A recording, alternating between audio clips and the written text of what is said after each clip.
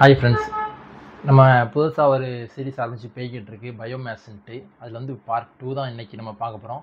Part 1 நீங்கள் வந்து கண்டிப்பாக பார்த்துருப்பீங்கன்னு நம்புகிறேன். ஒருவேளை பார்க்கல அப்படின்னா டிஸ்கிரிப்ஷனில் வீடியோ லிங்க் தரேன், பார்த்துக்கோங்க. நம்ம சேனலில் ஒரு தனி பிளேலிஸ்ட்டாகவே அது போய்கிட்டு இருக்கும், ஓகேவா? அது கவனிச்சிருந்தீங்கன்னா அது கவனிக்கலாட்டி கூட இது கவனிங்க, இது கவனிச்சு கூட அது கவனிக்கலாம், எல்லாமே நல்லாவே புரியும். பட் இந்த கொஸ்டின் சால்விங் செஷன் பார்க்கறதுக்கு முன்னாடி நீங்கள் வந்து கான்செப்ட் நல்லா கிளியராக இருக்கணும். ஒன் டைம் படிச்சுட்டே நீங்கள் வந்து இது பார்க்கலாம், ஓகேவா? டேரெக்டாக பார்க்கறதுல இருந்து உங்கள் வீடியோ ஜஸ்ட்டு ஏதாவது புரியாமல் போகலாம் கொஞ்சம், அதனால தான் சொல்கிறேன். Sexual reproduction in flowering plants biomaths 2.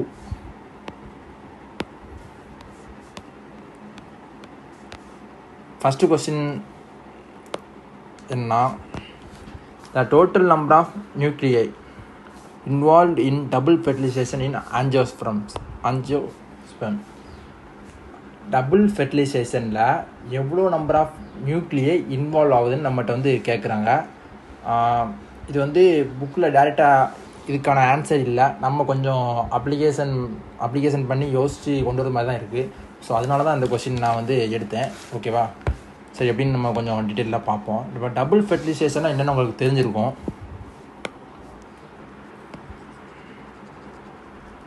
Double fertilisation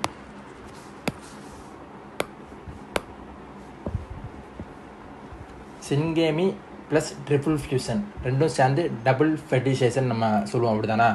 இப்போ ஒரு டயக்ராம் மாதிரி போட்டுருவோம், உங்களுக்கு ரொம்ப புரியும் நல்லா. இது வந்து வெஜிடேட்டிவ் செல், இது வந்து ஜெனரேட்டிவ் செல்னு எடுத்துக்கணும். அதுக்கடுத்து ஜெனரேட்டிவ் செல்லில் வந்து மைட்டாட்டிக் டிவிஷன் நடந்து 2 ஆன் மெயில் கேமிட்டை வந்து நம்மளுக்கு வந்து உண்டு பண்ணும், சரி தானே? அதுக்கடுத்து ஒரு எம்பிஓ செல்.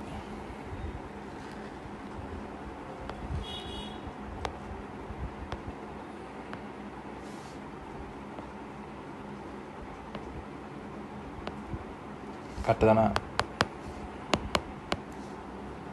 அதுக்கடுத்து இங்கே சென்ட்ரல் செல். இது வந்து எக்ஸ் செல்லு, இது வந்து சென்ட்ரல் செல்லு. அதில் இருக்க ஒரு மெயில் கேமிட் இதான், அப்படி இருக்க ரஃப் டயக்ராம். ஒரு மெயில் கேமிட் வந்து வேற கலர் எடுத்துக்கோங்க.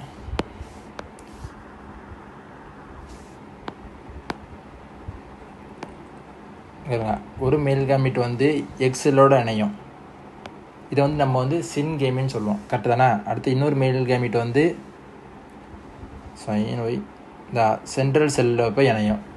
அப்போது அது வந்து நம்ம ட்ரிபிள் ஃபியூஷன் சொல்லுவோம், கரெக்டு தானே? அப்போது நம்ம எழுதலாம்.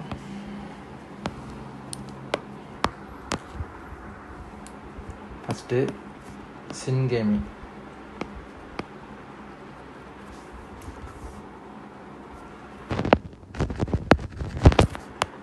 மெயில் ப்ளஸ்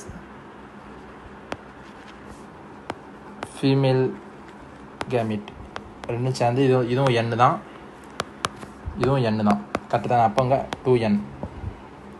அதுக்கடுத்து ட்ரிபிள் ஃபியூஷன் நடக்கு. மொத்தம் டபுள் ஃபெர்டிலைசேஷன்னா syngamy plus triple fusion.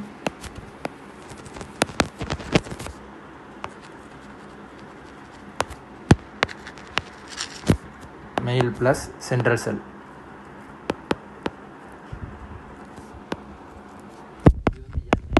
Central cell வந்து 2n உங்களுக்கு தெரிஞ்சிருக்கும். இது ஒரு எண்ணு, இது ஒரு எண்ணு, இது ஒரு எண்ணு, கரெக்டு தானே? இங்கே ஒரு எண் வருது, இங்கே ஒரு எண் வருது, இது வந்து 3n மாறிடுது. 3n டோட்டலாக 5n. அப்போ நம்மளுக்கு வந்து 5 நியூக்ளியை வந்து இன்வால்வ் ஆகுதுன்னு நம்ம அதிலேருந்து நம்ம கண்டுபிடிச்சிடலாம். ஸோ 5 ஆன்சர் உங்களே கொடுத்துட்டாங்க, பட் எப்படி வந்திருக்குன்னு நம்ம பார்த்துருக்கோம். ஸோ இதை கொஞ்சம் நோட் பண்ணிக்கோங்க, புதுசாக இருந்தது சொல்லி கொடுத்துட்டேன். அதுக்கு அடுத்து ஒரு கொஸ்டின். இந்த கொஸ்டின் வந்து எனக்கு கொஞ்சம் ரெண்டு விதமாக எனக்கு வந்து ஆன்சர் வருது, பட் எது கரெக்ட் ஆன்சர்னு என்னால் சொல்ல முடியல. நெட்டில் நம்ம தேடி பார்த்தோம்னா இந்த கொஸ்டினுக்கு வந்து 1.3 தான் ஆன்சர் இருக்குது. பட் எனக்கு வந்து என்ன ஆன்சர் ஏன் மைண்டுக்கு வருதுன்னா, சாரி 1.7 இது வந்து என் மைண்டுக்கு வருது. சரி, எப்படி நம்ம அதை பார்ப்போம். அந்த கொஸ்டின் கொஞ்சம் வித்தியாசமாக இருந்தது, பார்க்கலாம். What are the total number of meiotic and mitotic division respectively required for the development of typical embryo sac from 1 megaspore mother cell? நம்மளுக்கு தெரியும் ஒரு மெகாஸ்போர் மதர் செல் வந்து மியாசிஸ் டிவிஷன் மூலிமா ஒரு மெகாஸ்போர் மதர் செல் வந்து மியாசிஸ் டிவிஷன் மூலிமா 4 மெகாஸ்போர்ஸை வந்து உண்டு பண்ணும். கரெக்டு தானே? 1 2 3 4. இதில் வந்து 3 வந்து டீஜெனரேட் ஆகிரும். மிச்சம் ஒன்று தான் ஃபங்க்ஷனல் மெகாஸ்போர். இந்த ஃபங்க்ஷனல் மெகாஸ்போரை தான் நம்ம வந்து அதுக்கடுத்து ஃபர்தராக அது வந்து டெவலப் ஆகி எம்ப்ரியோ சாக் வந்து உருவாகும். கரெக்டாக தான்? அந்த எம்ப்ரியோ சாக் வந்து இந்த ஒரு ஃபங்க்ஷனல் மெகாஸ்போர்லேருந்து தான் உருவாகும். ரஃப் டயக்ராம் நம்ம வந்து வரைவோம். ஃபஸ்ட்டு வந்து இந்த எக்ஸெல் இந்த செல் இருக்குல்ல, ஃபங்க்ஷனல் மெகாஸ்போர், இது வந்து நடுசில் போய் நம்ம வச்சுக்கிடுவோம். இதுக்குள்ளே இதில் வந்து ஃபஸ்ட் வந்து ஒரு மைட்டாடி டிவிஷன் நடக்கும். கரெக்டாக தான்? 1 மைட்டாடி டிவிஷன் நடந்து இது வந்து 2ஆக மாறிடும். ஒரு மைட்டாடி டிவிஷன் நடந்துச்சுன்னா 2ஆக மாறுமா? அப்போனா இங்கே ஒன்று இங்கே ஒன்று. நம்மளுக்கு வந்து ஒரு மைட்டாடி டிவிஷன் வந்து கம்ப்ளீட் ஆகிடுச்சு. அதுதானே? அதுக்கடுத்து 2 ஆப்போசிட்டு முனைக்கு போயிடும். எதிர் முனைக்கு வந்து இந்த 2 இதுவும் போயிடும். கரெக்டு தானே? அப்படின்னா இங்கே ஒன்று இங்கே ஒன்று. நம்மளுக்கு வந்து புக்கில் எழுதி கொடுத்துருப்பாங்கன்னா 3 சக்ஸஸிவ் மைட்டாடி டிவிஷன் கொடுத்துருப்பாங்க. ஸோ அதுபடி பார்த்தோம்னா இங்கே வந்து நம்மளுக்கு ஒரு மியாசிஸ் டிவிஷன் 3 மைட்டாடி டிவிஷன் அப்படின்னு நம்ம இதே ஆன்சர் எடுக்கலாம். கரெக்டு தானே? பட் நான் 1,7 வரும்னு நான் எப்படி யோசித்தோம்னா, கொஞ்சம் அதிகமாக படித்தாலும் நம்ம இந்த மாதிரிலாம் யோசிப்போம். பார்த்துக்கோங்க. எதிர் முனைக்கு பேச்சு ஒரு மைட்டாடி டிவிஷன் கம்ப்ளீட் ஆயிடுச்சு. அதுக்கடுத்து இங்கே இது ஒரு மைட்டாடி டிவிஷன் மூலிமா 2ஆக மாறுது. இது ஒரு மைட்டாடி டிவிஷன் இதில் நடந்து 2ஆக மாறுது. அப்போனா மொத்தம் இங்கே ஒன்று இங்கே ஒன்று 2 மைட்டாடி டிவிஷன் நடந்திருக்கு. 3 ஆயிடுச்சா? அதுக்கடுத்து இதில் ஒரு மைட்டாடி டிவிஷன், இதில் ஒரு மைட்டாடி டிவிஷன். அப்போ இங்கே 2, இதில் ஒன்று, இது மைட்டாடி டிவிஷன் அடிச்சு இது 2ஆக பிரியுது. அதுக்கடுத்து இதுக்கு 1, அடுத்து இதுக்கு 1, மொத்தம் மேலே 2 கீழே 2, 4 ஆச்சா? இப்போ இதை நம்ம கூட்டினோம்னா 7 மைட்டாடி டிவிஷன் மொத்தம் நடந்திருக்குன்னு வருதா? ஸோ இந்த மாதிரி தான் எனக்கு வந்து ஒரு மியாசிஸு 7 மைட்டாடி டிவிஷன் இப்படியும் வருது. புக்கு படி பார்த்தோம்னா 3 மைட்டாடி டிவிஷனும் வருது. ஸோ வந்து எனக்கு இந்த 2 ஆன்சரில் எதுன்னு எனக்கு கொஞ்சம் கன்ஃபியூஸாக இருக்குது. இது வந்து நீங்கள் கூகுளில் பாருங்கள். அப்படி அதுக்கடுத்து உங்களோட ஸ்டாஃப் டீச்சர்ஸ்டையும் இதை கொஞ்சம் என்னென்னு கேட்டுக்கோங்க. நானும் என்னோடய ஆசிரியர்கிட்ட இதை கேட்டேன். பட்டு அவங்க எதுவும் பிஸியாக இருந்திருப்பாங்க உங்களுக்கு. மறுபடியும் நான் வந்து அடுத்த பாட்டில் வந்து அவங்களுக்கு என்னென்னு நான் வந்து எது எக்ஸாக்ட் ஆன்சர்னு நான் அவங்களுக்கு வந்து சொல்லிடுவேன். என்னால் என்கொயரி பண்ணிவிட்டு. ஓகேவா? ஸோ இது மட்டும் பார்த்துக்கோங்க என்னன்ட்டு. இதை நான் வந்து ஸ்கிப் பண்ணியிருக்கலாம். இருந்தாலும் சரி ஸ்கிப் பண்ண வேண்டாம் சொல்லிடுவோம் அப்படின்னு சொல்லிட்டேன். இது வந்து உங்களுக்கு ஹோம்ஒர்க் மாதிரி. எது எக்ஸாக்ட் ஆன்சர் நீங்களே கண்டுபிடிச்சி சொல்லுங்கள், கமெண்ட் பண்ணுங்கள். சரி. அதுக்கடுத்து இப்போ தான் நம்ம வந்து சம்குள்ளே வாரோம். இது கொஞ்சம் வித்தியாசமாக இருந்துச்சு. How many meiotic and mitotic division respectively are required to produce 960 male gametes in angiospermic plants?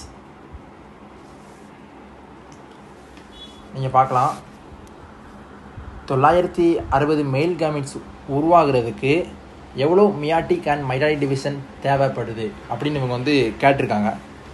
இந்த கொஸ்டினும் ஈஸி தான். கொஞ்சம் நம்ம கான்செப்ட் படி கொஞ்சம் தெரிஞ்சுக்கிடுவோம். மேல் கேமிட் தானா? மைக்ரோஸ்போர் மதர் செல். ஒரு மைக்ரோஸ்போர் மதர் செல் வந்து மியாட்டிக் டிவிஷன் மூலியமாக மியாசிஸ் டிவிஷன் மூலிமா 4 மைக்ரோஸ்போரை வந்து உண்டு பண்ணும். கரெக்டாக நான் போன பாட்டே நம்ம அதை பார்த்துருப்போம். பட் ஒரு ரிவிஷன் மாதிரி மைக்ரோஸ்போரை உண்டு பண்ணும். அதுக்கடுத்து இந்த 4 மைக்ரோஸ்போர் ஃபர்தராக 4 போலன் கிரெயினாக வந்து டெவலப் ஆகும். கரெக்ட் தானே? அதுக்கடுத்து இந்த 4 போலன் கிரெயினும் அதில் நம்ம இந்த 4 போலன் கிரெயினுக்கு ஒரு போலன் கிரெயின் எடுத்துக்கிடுவோம். ஒரு போலன் கிரெயின் வந்து போலன் கிரெயின் ஆர் அந்த மைக்ரோஸ்போர், ஒரு மைக்ரோஸ்போர் எடுத்துக்கணும். 2 தான் ஒன்று மைக்ரோஸ்போர்.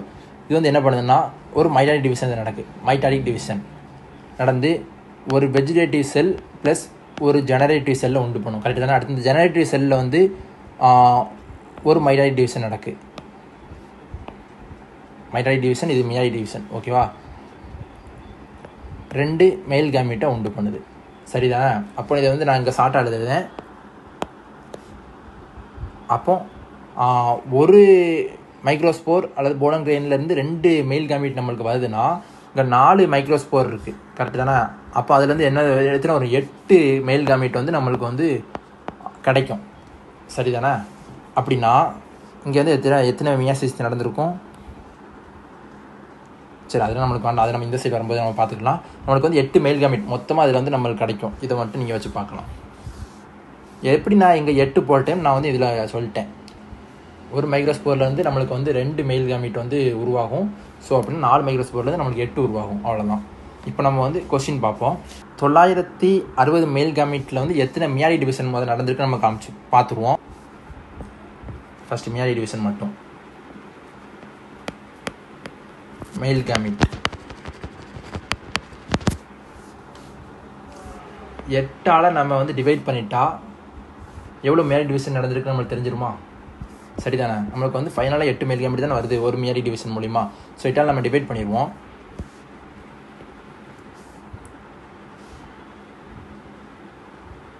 நாங்கள் 8 ஸோ அப்படி வேண்டாம். 1 8 1 8 1 1 8 16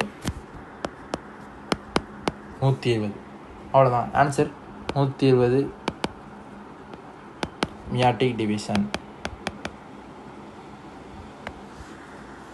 அப்புறம் மையாரிக் டிவிஷன் கண்டுபிடிக்கணும். இந்த 2 கான்செப்ட் மட்டும் நான் சொல்லிக் கொடுத்தேன். அந்த 2 கான்செப்ட் மட்டும் நீங்கள் புரிஞ்சுக்கிட்டனாலே இந்த கொஸ்டின் வந்து உங்களுக்கு ஈஸியாக வந்துடும். பார்க்கலாம். மையாரிக் டிவிஷன் வந்து 2 நடந்திருக்கு. ஒரு மைக்ரோஸ்போர் அல்லது போலன் கிரெயின்லேருந்து நம்மளுக்கு வந்து 2 மெயில் கேமிட் உருவாகிருக்கு. எத்தனை மையாரிக் டிவிஷன் மூலிமா? 2 மையாரிக் டிவிஷன் மூலிமா. சரிதானே? அப்படின்னா இப்போ பாருங்கள், இங்கே நான் மறுபடியும் நான் எழுதுகிறேன். இது வந்து 2வது. ஃபஸ்ட்டு மியாசிஸ் காமிச்சு மைட்டாசிஸ். ஒரு மைக்ரோஸ்போர்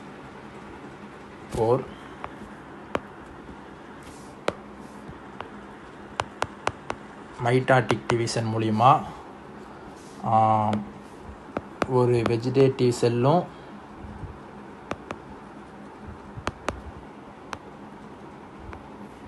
ப்ளஸ் ஒரு ஜெனரேட்டிவ் செல்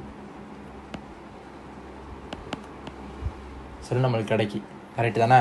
அதுக்கடுத்து இந்த ஜெனரேட்டிவ் செல் வந்து ஒரு மைட்டாட்டிக் டிவிஷன்.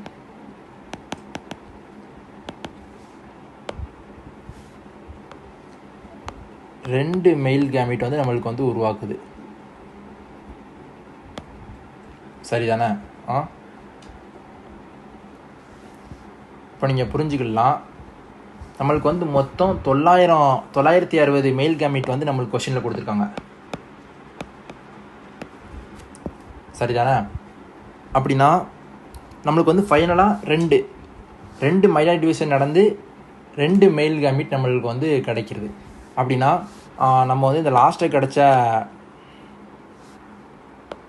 960/2 நம்ம வந்து டிவைட் பண்ணிடலாம். எதுவும் கிடைக்கும்? 2 8 1 2 2 16 0 480 வந்திருக்கு. இந்த 480 இங்கே 1 இங்கே 1 போட்டுடலாமா? அப்போ 480 மையாரிக் டிவிஷன் 2 பக்கம் நடந்து நம்மளுக்கு வந்து டபுள் ஆக்கிடலாம்.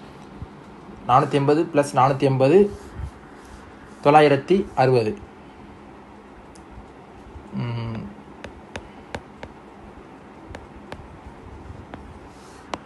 எவ்வளோ மெயில் கேமிட் கொடுத்துருக்காங்க கொஸ்டினில் கொடுத்துருக்காங்க. அதை நம்ம டிவைட் பண்ணி 2ஆல் டிவைட் பண்ணி வரக்கூடிய ஆன்சர் வந்து இங்கேயும் இந்த ஃபஸ்ட்டு மையாரிக் டிவிஷனுக்கும் செகண்ட் மையாரிக் டிவிஷன் கூட்டு அது 2 கூட்டாலே நம்மளுக்கு வந்து மொத்தம் எவ்வளோ மையாரிக் டிவிஷன் கிடச்சிருக்குன்னு நம்மளுக்கு வந்து கண்டுபிடிச்சலாம். சொல்லப்போனால் கொஸ்டினில் எவ்வளோ மெயில் கேமிட் உருவாகணுமோ அவ்வளோ மையாரிக் டிவிஷன் நடந்திருக்கும் அப்படின்னு கூட நம்ம சொல்லலாம். பாருங்கள், ஃபஸ்ட்டு ஸ்டெப்பில் நடந்திருக்கக்கூடிய இந்த ஃபஸ்ட் ஸ்டெப்பில் வந்து 480 மையாரிக் டிவிஷன் தேவைப்பட்டிருக்கு.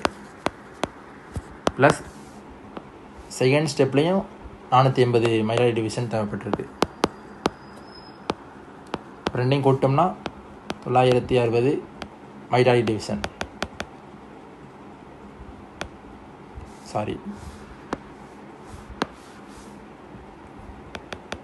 அவ்வளோதான். ஆன்சர் புரிஞ்சிச்சா? புரிஞ்சிருக்கும் நம்புதேன். கொஞ்சம் குழப்பமான கொஸ்டின் மாதிரி தான் தெரியும்.